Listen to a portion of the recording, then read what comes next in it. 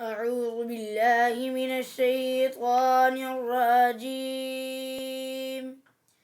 بسم الله الرحمن الرحيم.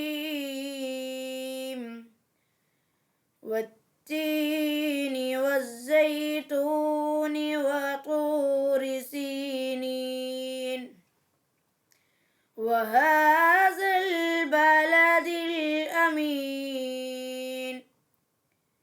لقد خلقنا الإنسان في أحسن تقويم ثم رددناه أسفل سافلين إلا الذين آمنوا وعملوا الصالحات فلهم أجر غير ممنون.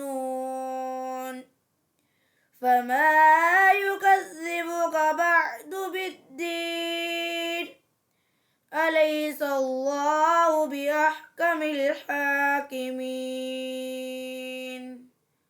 صدق الله العظيم.